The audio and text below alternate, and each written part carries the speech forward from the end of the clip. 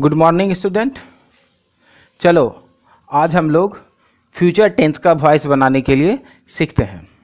जब हम लोग फ्यूचर टेंस का वॉइस बनाएंगे तो एक चीज़ को हमेशा ध्यान रखना है। ध्यान रखने वाली बात है ये, आई और वी को छोड़कर किसी के भी साथ शैल का प्रयोग कभी मत करना। और दूसरी बात, शैल का प्रयोग अब धीरे धीरे लुप्त होते जा रहा है। शैल का प्रयोग अब धीरे धीरे खत्म होते जा रहा है। फ्यूचर टेंस का वॉइस बनाने से पहले इन सभी नियमों को लिख लो।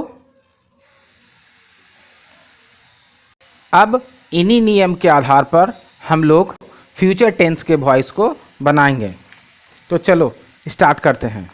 ये रहा पहला वाक्य, we shall buy the books tomorrow. चलो पहले नियम को देखते हैं। ये रहा, ऑब्जेक्ट को सब्जेक्ट बनाकर लिखते हैं। इस वाक्य में ऑब्जेक्ट है दी बुक्स, इसको सब्जेक्ट बनाना है। ये रहा दी बुक्स। रूल नंबर 2 को देखते हैं। शैल या विल का प्रयोग करते हैं। यहाँ बुक्स है तो बुक्स के अनुसार हम लोग विल का यूज़ करेंगे। ये रहा विल। अगले रूल्स में आते हैं। फिर बी का प्रयोग करते हैं। ये रहा बी। अगले रूल्स में आते हैं। फिर वर्ब के तीसरे रूप का प्रयोग करते हैं। इस वाक्य में वर्ब है बाय। बाय का भीतरी होता है बाउट। हम लोगों को बाउट का यूज़ करना है। ये रहा बाउट। अगले रूल्स में आते हैं। फिर बाय का प्रयोग करते हैं। ये रहा बाय। अगले रूल्स में आते हैं। सब्जेक्ट को ऑब्जेक्ट बनाकर लिखते हैं। इस वाक्य में सब्जेक्ट है वी। वी का ऑब्जेक्ट होता है अस, तो हम लोगों को अस का प्रयोग करना है। ये रहा अस। अब इस वाक्य में क्या बचा? टुमारो, तो हम लोग टुमारो को लास्ट में उतार देंगे। ये रहा टुमारो। तो हमारा वाक्य बना, the books will be bought by us tomorrow. यही हमारा फ्यूचर टेंस का वाक्य है।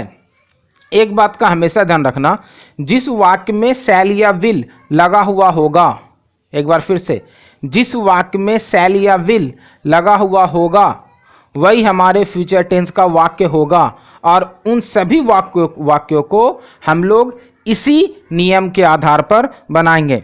एक एग्जाम्पल हम लोग और देखते हैं। ये रहा, दी पुलिस विल अरेस्ट दी थिप। तो चलो रूल नंबर 1 को देखते हैं। ये रहा रूल नंबर 1, ऑब्जेक्ट को सब्जेक्ट बनाकर लिखते हैं। इस वाक्य में ऑब्जेक्ट है दी थिप।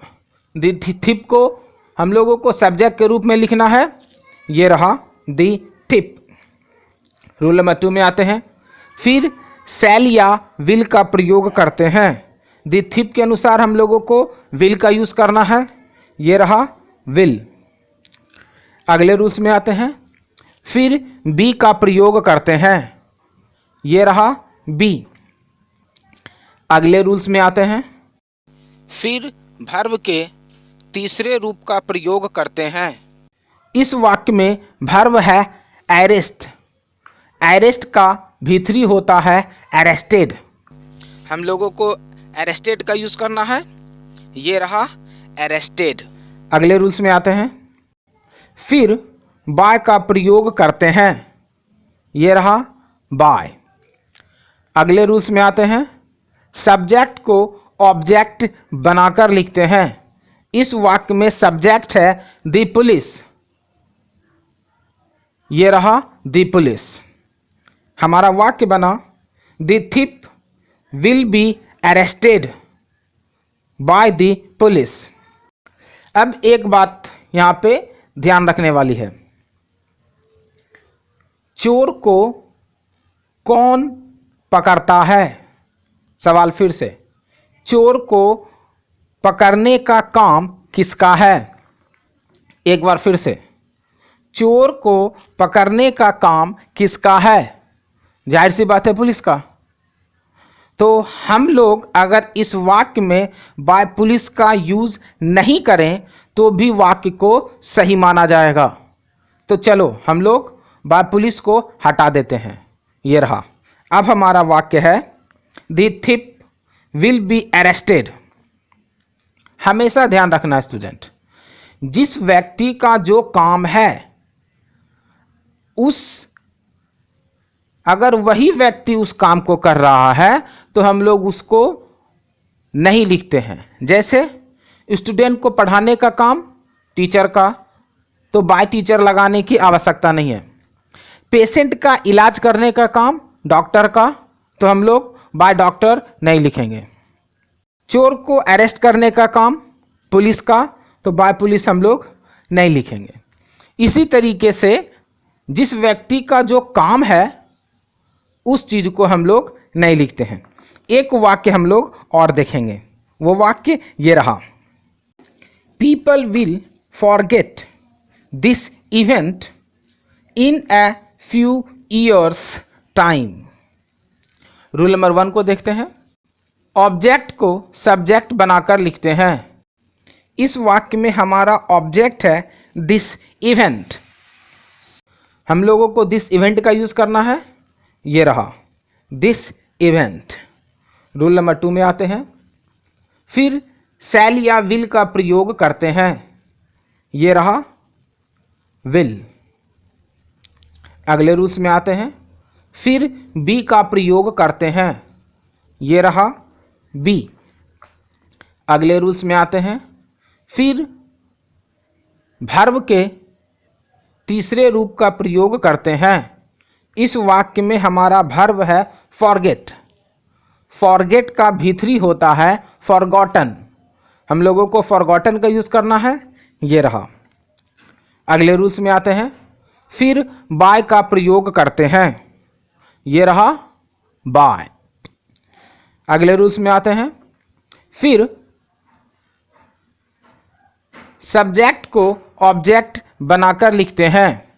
इस वाक्य में सब्जेक्ट है पीपल, तो हम लोग पीपल को लिख देंगे। ये रहा पीपल।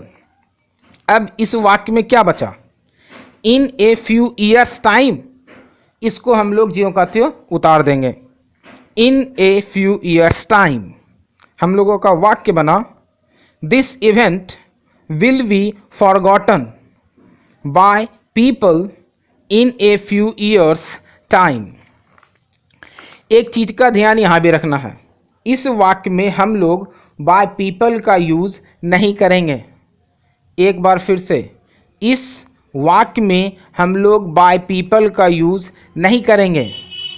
और दूसरी बात, 99% मामले में बाय पीपल का यूज नहीं होता है। गांठ बांध लो, बिल्कुल गांठ बांध लो।